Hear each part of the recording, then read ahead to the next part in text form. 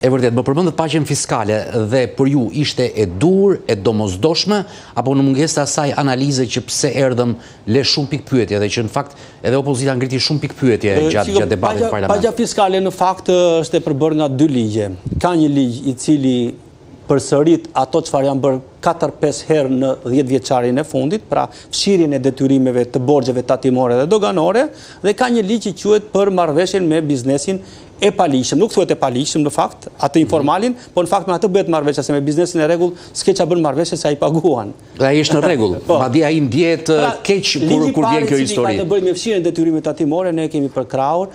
Edhe kemi thënë që është një ligj i cili e ndihmon publikun, për arsye se fshin gjoba që nga ato çfarë njerëzit nuk arrin dot t'i kuptojnë, se duhen deklaruar në kohë, gjobat e divës, të kësaj deklaracie individuale, gjobat e mosdorëzimit në kohë të disa pasqyrave, të listë pagesave, që janë tilla gjoba administrative. Pra, në një farë mënyre, ata që... Si mund të kanalizojmë individ, bizneset të vogla, ata që përfitojnë... Të gjithë kategoritë. Janë të gjitha kategoritë. Të gjitha kategoritë, përfshirë disa taksat të caktuara, për detyrime të tilla dënime, për taksat vendore, që janë ato të infrastrukturës dhe taksat e kësaj pronës. Natyrisht që nuk fshihen detyrimet, sidomos detyrimet e sigurimit shoqërore janë të tilla që nuk negociohet për to, por për detyrimet e 10 viteve të fundit, me disa të themi ndarje fashe kohore, që ajo që është kohë më e largët falet më shumë si detyrim dhe kjo që është kohë më e afërt nuk falet, natyrisht që edhe aty ka përfitim.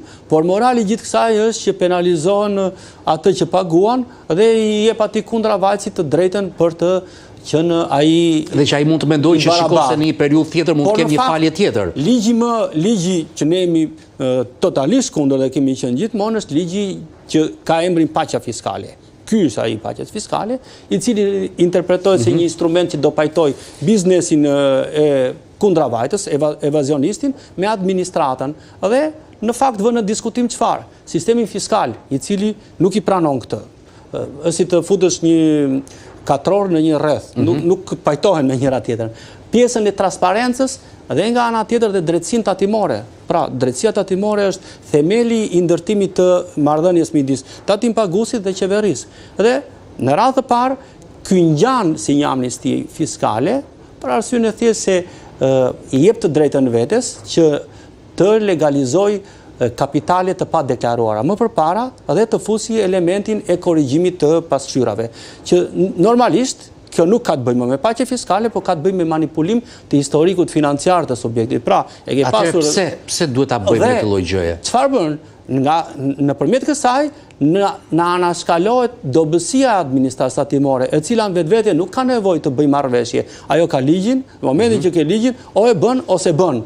Dhe çfarë ndodh tjetër? Ndodh që administrator të caktuar edhe ata përfitojnë nga kjo, pasi në këtë marrëveshje, duke u rregulluar pasqyrat, nuk konsiderohen më në fajë. Këtu s'po flas thjesht për shqiptar, flas për gjithë kategorinë atyre që përfitojnë. Pra, mund të jetë interesi më i madh i atyre që janë të huaj apo dhe çfarë shërben? Është risku shumë i madh, duke pas parasysh edhe zbatueshmërinë që është as gjysmë asaj që thuhet nuk zbatohet në atë formë, parasysh se ne kemi përvojën, si një kanal për pastrim parash për të gjitha këto çfarë unë thash për pjesën e mënyrës se si do justifikohen ato paratë pa deklaruar apo si do të futen dhe prish atë çfarë është kontrata që e përmend. Po kur prish atë që është kontrata, atëherë pse duhet? Kemi modele që aplikohet jashtë kjo lloj skeme? Jo, nuk ka. E kemi shpikur ne?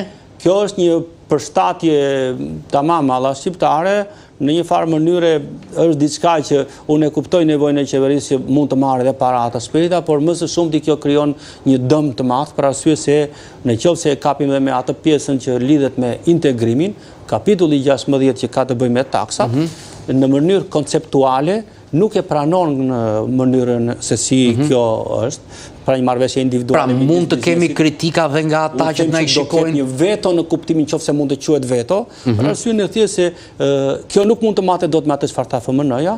FMN-ja haruan në atë sensin diplomatik të saj, por i tha fjalitë e saj. Tha që kjo prish ato çfarë unë përmenda pak më herët, drejtësinë të tjera me radhë. Kurse momenti kur ti je konceptualisht në kundër atij kapitulli dhe ka të bëjë me një sistem tatimor I cili duhet të jetë transparent, duhet të jetë një sistem I cili të bazohet me qëndrueshmërinë. Dhe nga ana tjetër ti heq tatimeve për një vit me këta evadorët të drejtën e kontrollit. Do me thënë tatimeve heqet funksioni bazë, dalin jashtë loje. Dhe në këtë mes, duke hequr tatimeve funksionin bazë, natyrisht që ti tashmë ke prishur ato parime që lidhen me administrimin dhe I e kthyer jo mbrapa, po ke bërë disa precedent që mbi të gjitha do shtoj informalitetin, pasi jep një moral që më mirë rri informal, por nuk ndihmon dhe këta që do legalizojnë madje edhe me kostotulët.